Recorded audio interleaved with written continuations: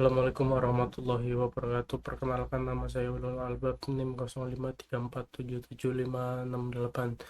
Di video kali ini kita akan mengerjakan tugas 3 pemrograman berbasis desktop ya. Ini soal tugasnya. Kita disuruh membuat sistem program restoran ya. Oke, kita akan langsung buat kerjain tugasnya di VS Code. Kita akan percepat videonya dan kita akan jelasin setelah kodenya selesai.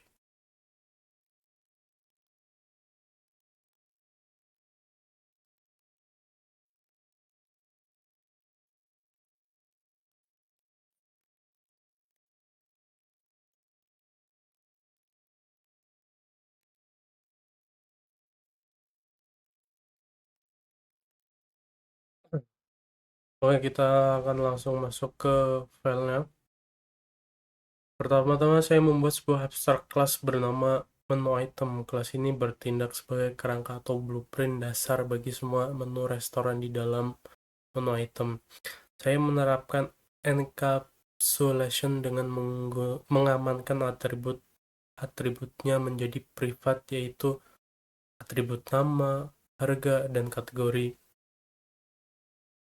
Untuk mengaksesnya, saya menyediakan getter method. Selanjutnya, kita memiliki metode abstrak tampil menu.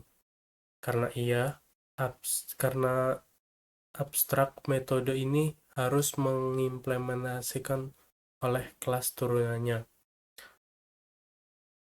Konsep inheritance pewarisan bisa dilihat pada kelas makanan, minuman, dan diskon yang mengekstens menu item.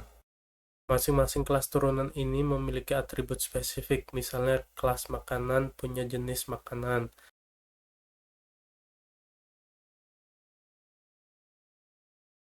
Sedangkan untuk polymorphism bisa dilihat bagaimana fungsi tampil menu di override atau ditulis ulang di setiap subclass. Meskipun nama fungsinya sama, output yang dikeluarkan akan berbeda sesuai dengan jenis objeknya, apakah ia menampilkan detail makanan, minuman, atau menampilkan nilai presentasi diskon. Di sini saya menggunakan struktur array dinamis, yaitu array list tipe menu item. Saya menggunakan konsep pengulangan for loop untuk menampilkan daftar menu dan juga saat iterasi menghitung total harga di struk. Struktur keputusan if-else saya gunakan sangat banyak, mulai dari navigasi menu utama, pengecekan apakah array list kosong, hingga pengecekan tipe instance object menggunakan instance of untuk memisahkan perhitungan harga normal dan presentasi diskon di dalam keranjang pesanan. Dua konsep pelanjutan yang diminta pada tugas ini adalah exception dan IO. Untuk exception handling pada main restoran, saya menggunakan block try catch.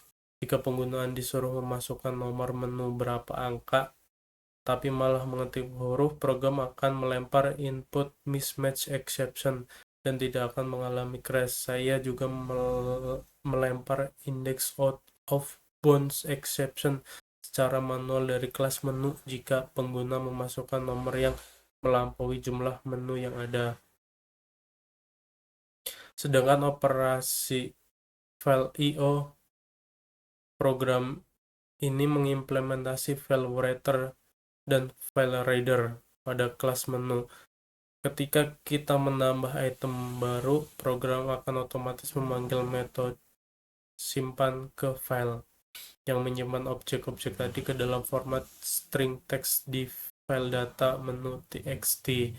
Dan saat aplikasi pertama kali dijalankan, muat dari file dipanggil agar data yang sudah diinput pada sesi sebelumnya kembali terbaca.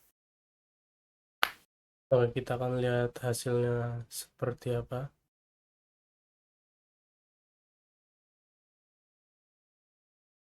Loading. Nah, ini sistem manajemen restoran. Ini ada beberapa menu utama. 1. Tambah item baru ke menu. 2. Tampilkan menu restoran. 3. Buat pesanan. Dan sampai ke 6. Kita akan tambah item baru ya. 1. Pilih tipe item. Kita pilih makanan. Masukkan nama. Nasi goreng. Masukkan kategori nasi aja.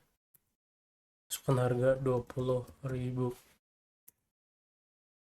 Tradisional.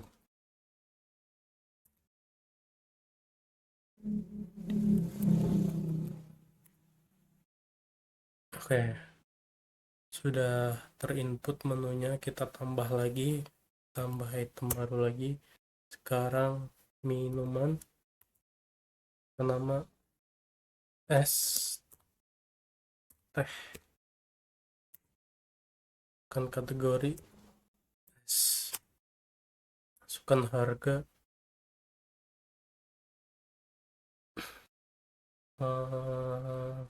5.000. Masukkan jenis minuman, panas atau dingin. Oke, sudah terinput 2 menu yang kita tambahkan tadi ya. Kita coba tampilkan menu restorannya. Ada daftar menu restoran makanan nasi goreng ini. Kategori jenis tradisional harga 20.000. Minuman es teh kategori es jenis dingin harga 5.000. Coba kita buat pesanannya ya. Kita klik 3. Masukkan nomor yang ingin dipesan, nomor 1. Terus kita buat pesanan lagi. Kita tambah nomor 1 lagi. Kita buat pesanan lagi. Tambah 1 lagi. Terus kita buat pesanan lagi, tinggal es tehnya ada 3 juga.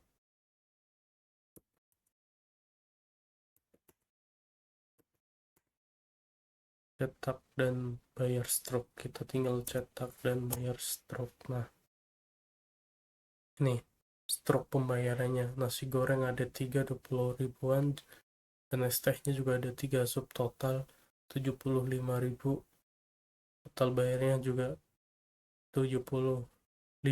Sistem stroke berhasil disimpan ke stroke pesanan txt. Atau kita akan membuat diskon. Masukkan nama diskon merdeka, kemerdekaan.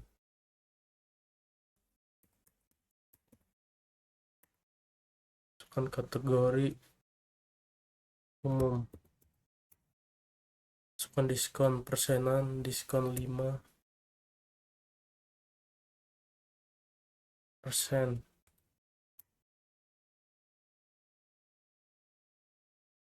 Oh, kita harus berubah ke persenannya, nggak usah diambil ya. Kita lanjut lagi.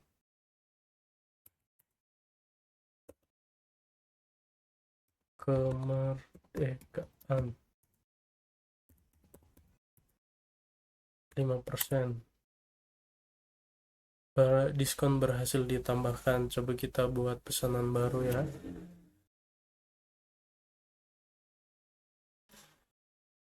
Makanan nasi goreng ada 2, dan es tehnya juga ada 2.